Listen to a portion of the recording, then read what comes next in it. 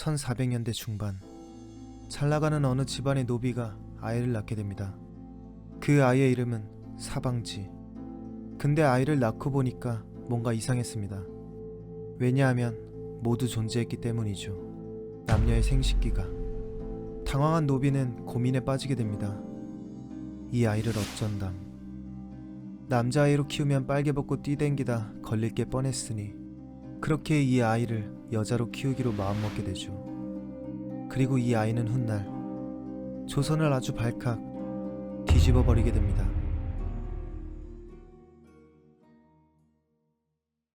사방지의 엄마는 아이를 아주 예쁘게 키웠습니다. 여성처럼 화장과 바느질을 가르쳤는데 바느질 솜씨가 매우 뛰어났다고 전해지죠. 더욱이 여성의 몸처럼 가슴이 나왔고 수염도 나지 않았으며 심지어 외모가 매우 예뻤습니다. 그렇게 아이는 여자로 잘 자라던 와중에 사방지의 엄마가 돌연 죽게 됩니다. 그래서 사방지는 고모 품에서 지내게 되죠. 하지만 유감스럽게도 당시 수양대군이 난을 일으켜 조카를 몰아내 왕이 되는 사건이 벌어지게 됩니다. 여기서 사방지의 고모부는 수양대군의 반대파 라인을 타고 있었습니다. 그렇게 수양대군이 왕이 된 후엔 고모부는 숙청을 당하게 되고 집안이 박살이 나게 되죠. 또 다시 혼자가 된 사방지.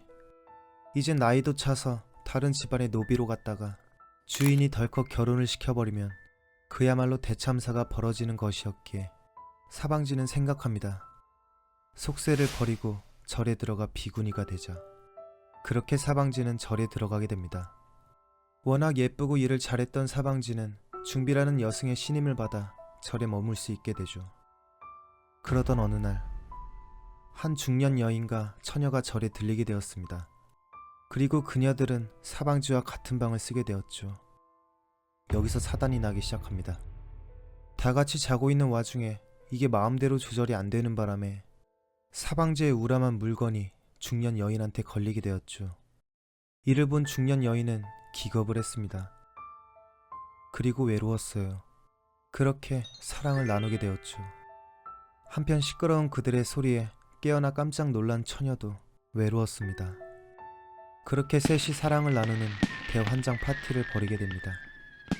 하지만 그들의 사랑 파티는 오래가지 못했습니다.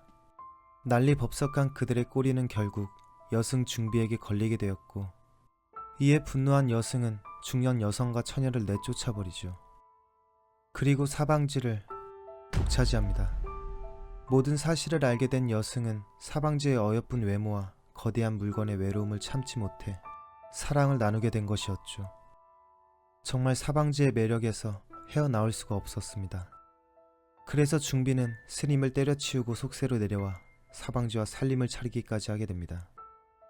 그렇게 둘이 행복한 나날을 보내던 어느 날, 중비는 불현듯 본인이 임신하지 않을까 걱정이 됐습니다.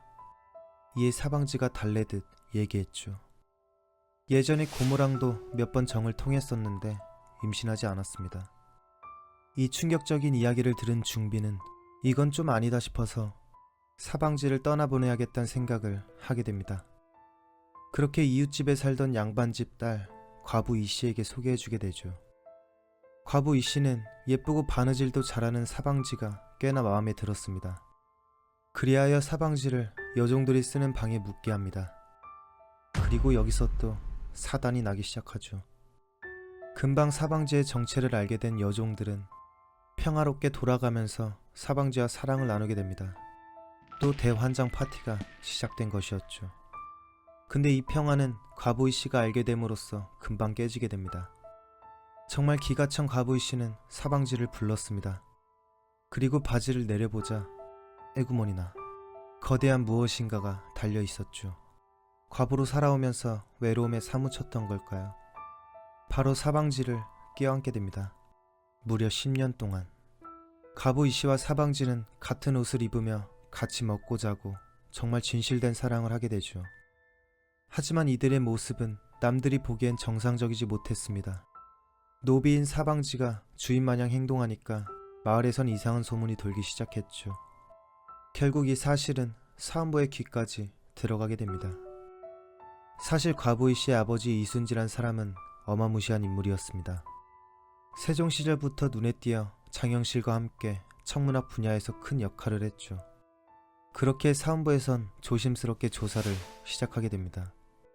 그러던 중 사방지가 중비와 살았던 걸 알게 된 사헌부는 중비를 추궁하게 되었고, 중비는 모든 사실을 털어놓게 됩니다. 그리하여 사방지를 잡아들이게 되죠.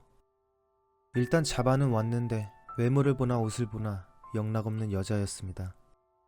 그래서 한 관리가 직접 손을 넣어 확인하더니 세상에 어쩜 이리 장대하냐. 그렇게 사방지의 비밀이 모두 탄로나게 되었죠.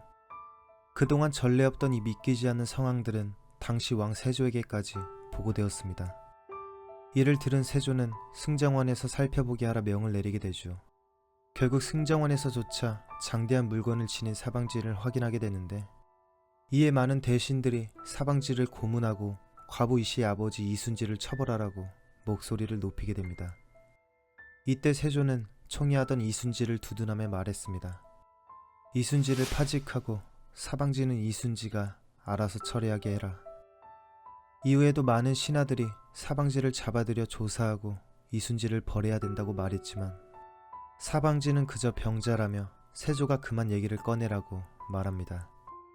어쨌든 그렇게 사방지는 이순지에 의해 처리되게 되었습니다. 이순지 본인의 명예를 더럽힌 사방지를 죽일 수도 있었지만, 마음 여린 그는 사방지를 지방에 외고노비로 쫓아내버리게 됩니다. 그렇게 사건이 일단락 되는 듯 보였죠. 하지만 과부 이씨가 이순지에게 말합니다. 저 온천 좀 다녀올게요, 아버지. 그렇게 온천 간다고 짐을 싼 뒤 사랑하는 사방지를 만나러 쫓아간 것이었죠.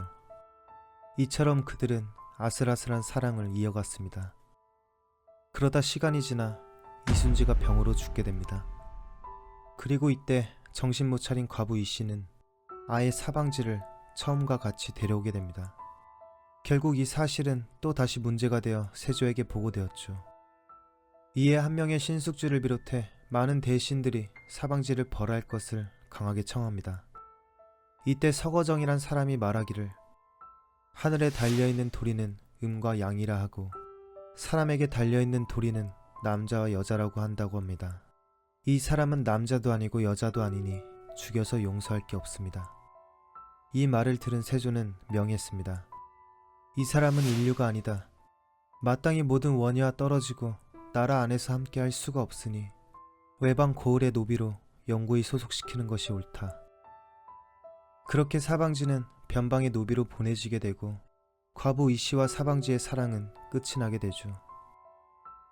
이후에 사방지의 기록은 남아있지 않습니다. 이 믿기지 않는 이야기가 조선 왕조실록에 기록된 실화 이야기였습니다.